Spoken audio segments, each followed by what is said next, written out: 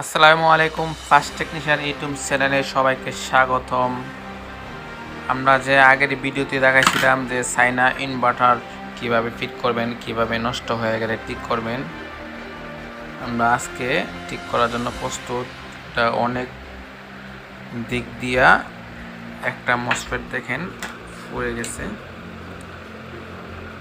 দেখেন কি অবস্থা হয়েছে, এটা করে পড়ে গেছে। এরপরে অনেক দিক দিয়ে এটা ফায়ার করেছে, চেক দিলাম মিটার দিয়ে, এটা ফিউজটাও চলে গেছে। অনেক ছোট ছোট যে ফিউজটি তাকে কন্ট্রোল করে সেটিও নষ্ট হয়ে গেছে।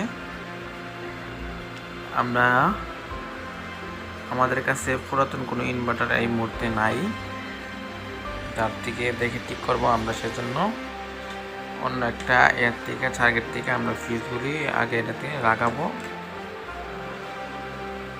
তারপরে দেখেন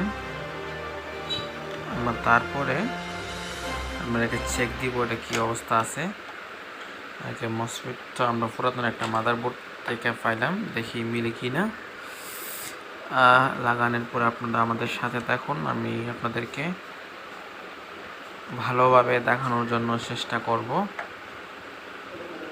যাতে এরকম সমস্যা হলে আপনারা কিভাবে সলিউশন করবেন, কিভাবে ঠিক করবেন, আমি আপনাদেরকে দেখানোর চেষ্টা করব।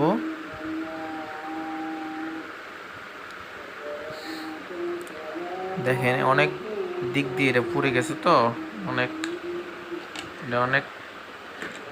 রিস্ক আছে কাজটা করতে। এরকম বড় একটা ফিউজ ছিল, সেটাও শর্ট আইসি বলে সেটাও ফুটে গেছে। আমরা এখন রেখে আমরা আবার আরেকটা নতুন বলতে কি একটা পুরাতন একটা লাগাবো ওটাতে।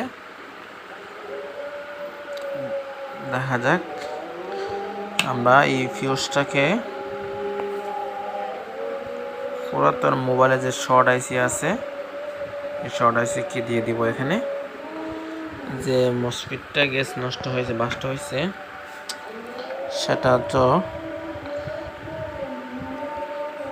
এটার সাথে এটা মিলতেছে না, তবুও আমি লাগাইয়া দেখব কি হয়, সেটা কি মিলে কি না।